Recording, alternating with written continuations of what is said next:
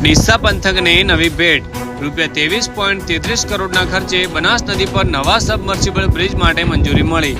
ડીસાના ધારાસભ્ય પ્રવીણભાઈ માળીએ લોકોને પડી રહેલી મુશ્કેલીઓ ધ્યાનમાં લઈ સરકાર જોડે કરી હતી રજૂઆત, જેમાં તાજેતરમાં રાજ્ય સરકાર દ્વારા સબમર્સિબલ બ્રિજ માટે મંજૂરી અપાઈ છે, જેમાં માલગઢથી ડીસા સુધીનો માર્ગ થશે વધુ સરળ।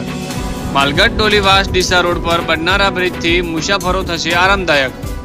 10 થી વધુ ગામોને મળશે લાભ। માલગઢ, ડોલીવાસ, કુંપટ, વડાવળ સહિતના ગામોને હવે મજબૂત કનેક્ટિવિટી મળશે।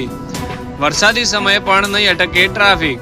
બ્રિજ થવાથી નદીના પાણીના કારણે થતી અવરજવર હવે અટકશે નહીં। રાજ્ય સરકારનો ડીસાવાસીઓ માટે મોટો નિર્ણય લેવાયો છે, જેમાં મુખ્યમંત્રી ભૂપેન્દ્ર પટેલે ડીસા પંથકના વિકાસ માટે લીધેલો ઉમદા પગલાથી શહેરમાં ખુશીની લહેર પ્રસરી, જેમાં ડીસાના ધારાસભ્ય પ્રવીણભાઈ માળીએ મુખ્યમંત્રી ભૂપેન્દ્ર પટેલનું હૃદયપૂર્વક આભાર વ્યક્ત કર્યો હતો। રોજે રોજ જે લોકો પોતાને રોજગાર માટે કરીને રોજ 2 વ્હીલર 4 વ્હીલરમાં આવતા હોય છે, બજાર જે લોકો આવતા હોય છે, જેને નેશનલ હાઈવે ન જોવું એવા લોકો નદીમાં પસાર વર્ષોથી થાય છે।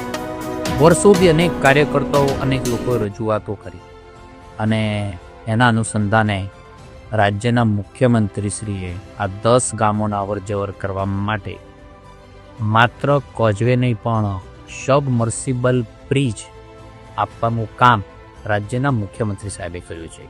એટલે કે 23.33 કરોડના ખર્ચે આ સબમર્સિબલ બ્રિજ આપવાનું કામ રાજ્યના મૃદુ અને મક્કમ મુખ્યમંત્રી શ્રી કર્યું છે। એના માટે હું ઓડિશાના ધારાસભ્ય તરીકે ખૂબ આભાર વ્યક્ત પણ કરું છું। અનેક લોકોને સુવિધા મળવાની છે, અનેક લોકોના જે હાઈવે જે જનારા લોકો છે એનો જીવ પણ બચવાનો છે, અનેક લોકોનું ઈંધણ પણ બચવાનું છે, અનેક લોકોને સરળતા પોતાના રોજગાર કરવા માટે જે સોપાનો સ્ટર કરવા છે એ લોકોની ખૂબ સુગમતા થવાની છે। ત્યારે હું બધા જ ડીસાના નાગરિકો વતી રાજ્યના મુખ્યમંત્રી સાહેબનો ખૂબ આભાર વ્યક્ત કરું છું। જય જય ગરવી ગુજરાત।